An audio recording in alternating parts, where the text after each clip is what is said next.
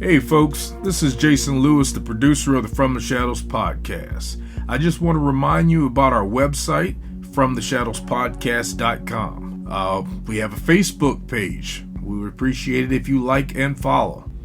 Also, join our discussion group on Facebook called After the Shadows. We have a Twitter feed. Please follow us on Twitter. It can be found with @podcast_from. Follow us on Instagram at From the Shadows Podcast. We have a YouTube channel. Go to the search bar at YouTube and put From the Shadows Podcast, and please subscribe to that channel. We are also on the Odyssey Radio Network, and we can be found there at odyssey1.com. We're still on the traditional podcatchers that everybody loves to listen to us on. We get a lot of feedback, so please rate the podcast and communicate with whether you're on Spotify, Stitcher, TuneIn, Apple Podcasts, Podbean, or Google Podcasts. We're there, and we appreciate it when you leave comments for us. Well, that's all I have for you right now, folks, and thanks for being a part of the From the Shadows podcast family. So with that being said, let's get this episode started. Hey, this is Shane, the host of From the Shadows podcast, and I'm here with Jason, the super producer. Greetings, everybody. And the one and the only resident skeptic, the theozarkhowler. Hey, I'm here. I got a story for almost everything, because I was on the street for almost 30 years, so I got a story for everything. So if you got a subject, send it to From the Shadows podcast, and I'll tell you a story about Yeah. it. And for those new listeners, the Howler has 30 years of being a sheriff, a highway patrolman, air marshal, a homeland security, and probably a lifetime of just being an all-around funny dude. So redneck, man. Redneck. So with that, thanks for welcoming us onto the Odyssey Radio Network, and we hope that you enjoy the show. Shanegrove here, author of the From the Shadows book series, now available on Amazon and Amazon Kindle. There are 3 different books available in the series: Volume 1, Volume 2, Return of the Lizard Man, and a very special screenplay edition which includes both Volume 1 and Volume 2 in screenplay format. So if you're a fan of Bigfoot, Lizard Men, The X-Files, government conspiracies, or mysterious men in black, then please check out my book series. And if you like the books, please feel free to leave me a great review. If you don't like them, I'm sorry, there is no money back guarantee. However, if you would like an autographed copy, please contact me on the From the Shadows podcast social media pages. And remember, never shy away from what may be lurking in the shadows. So we're getting ready for Halloween here. I keep seeing, pumpkins, jack-o'-lanterns, candy, spiders. I'm walking through spider webs on people's porches, delivering mail. What's going on, man? I mean, well, first of all, they haven't got the message. Big government canceled Halloween. They canceled Halloween. Okay. Oh, they shouldn't be allowed to do that. Well, just because there's an old adage you say just because you can don't mean you should. But big governments have been canceling Halloween all month because of COVID. It doesn't make any sense, man. This is the one time where everybody wants to wear a mask. Right. So why now? Why are they going to cancel the one holiday where everybody wants to wear a mask? I don't know. All I know is that's one good thing about it being an adult. I get to just buy candy whenever I want now. I just got done eating some. When I was a kid, I had to wait, but now I just get it when I want it. That, you know what? Now that you say that, that may be the one thing that is good about being an adult. Mm-hmm. Mm-hmm. So we're approaching Halloween. Have you had any great experiences on Halloween night in your law enforcement career? Like stopping a future Jason Voorhees from killing everybody. Well, to give everybody a background, I graduated Police Academy in 1991. which is almost 30 years ago. So the old guys I worked with and the guys that taught me, they were in their late 40s, early 50s, and they had essentially been on the job 30 years, right? So that rolls it back to 61. So the old guys were from the late 50s. The younger guys were from the mid to late 60s. But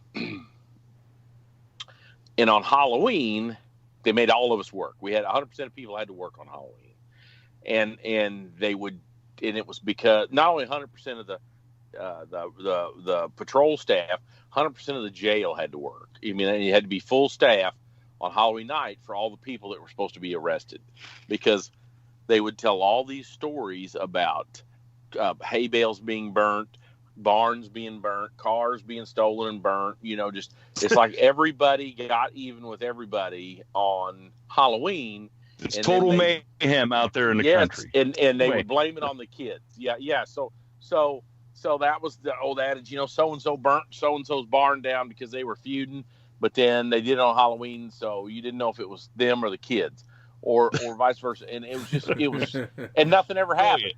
Brilliant mastermind. We'll do it nothing. Do it Halloween. So, and nothing ever happened, right? And nothing ever happened. Well, fast forward, I don't know, 4, 5, 6 years. I'm in my mid-20s, maybe late 20s, or mid-20s, I guess. Now I think about it, I was 25 or 26. I was a brand new state trooper. It was Halloween. I was working in a pretty rural area in North Missouri, and they called me to a car fire.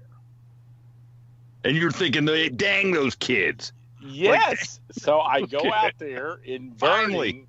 And Burning is an almost brand new Mercury Grand Marquis. If you remember the 90s, 80s, 90s. Oh, yeah. That was a car. I mean, that was a car, right? It's like a tank without the turret. Yeah, big, fancy four-door with spoke wheels, a half vinyl top sitting there smoldering in the heat, you know.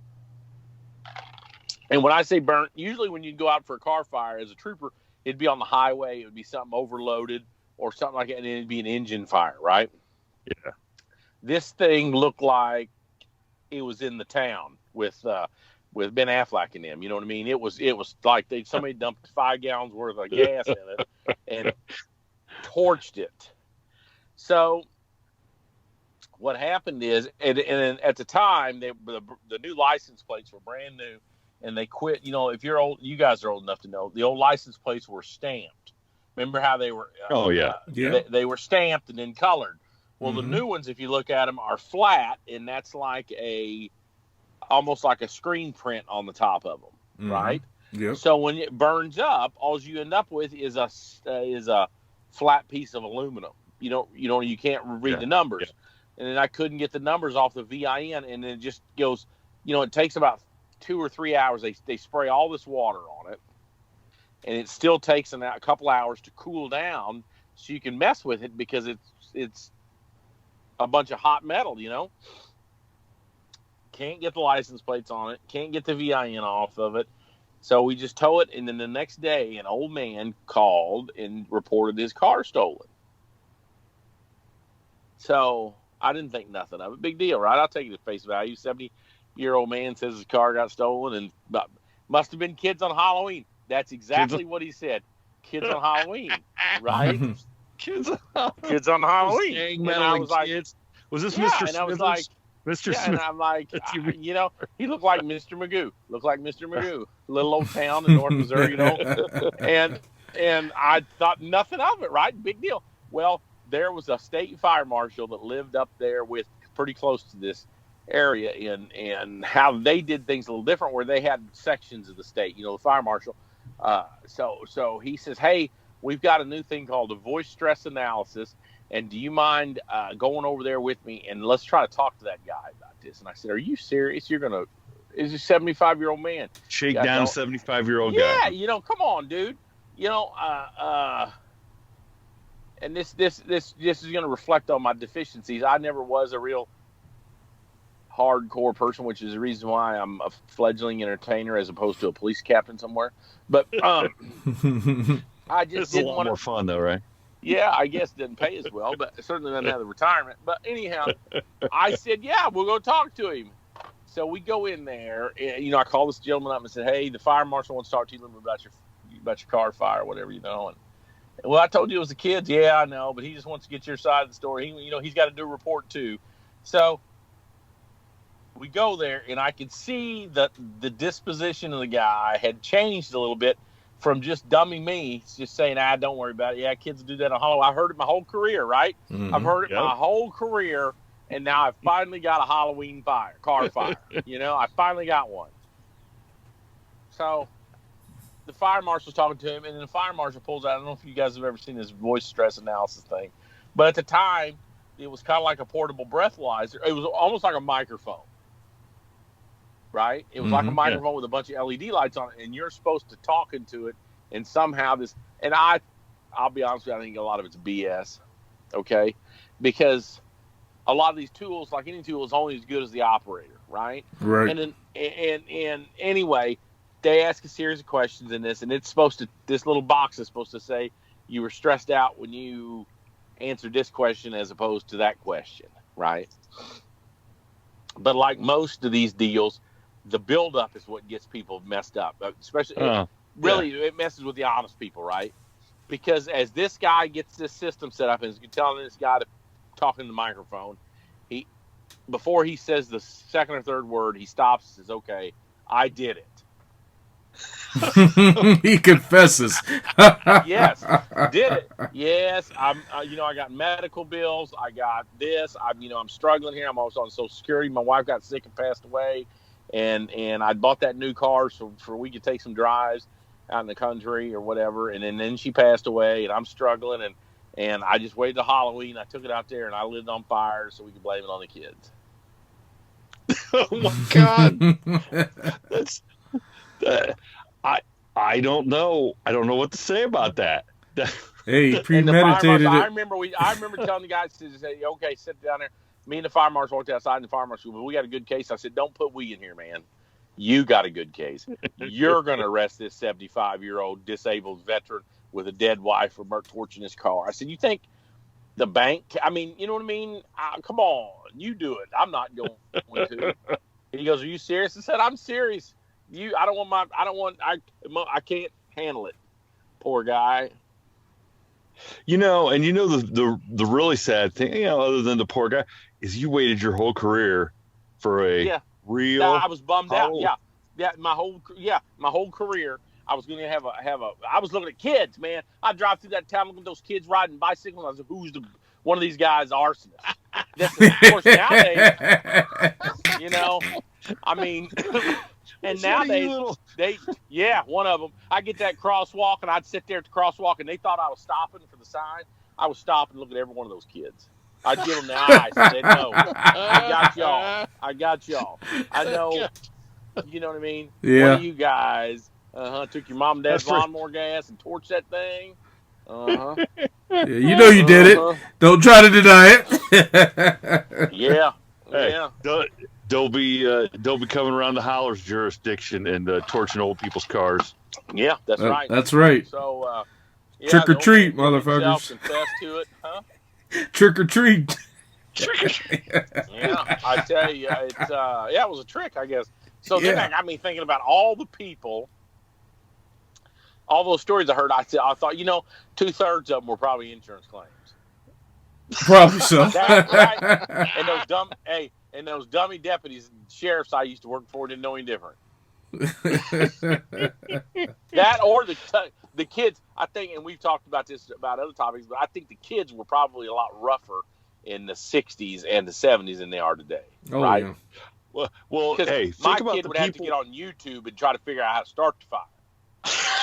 You know what I mean? There'd be about 5 of them sitting around with their phones trying to figure out how to start the fire. Yeah. What's a match?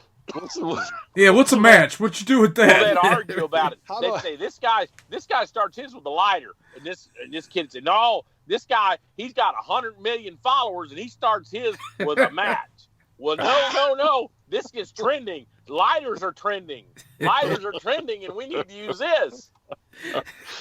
Well, in the grand scheme of things, I guess it's better than a razor blade and an apple. So I've never seen one of them. Well, don't you remember that was I used to hear about them all the time. Oh yeah, But that was a total. That was a total urban legend, though. There was never a case of a razor blade in an apple. You know why? You know why there wasn't a case?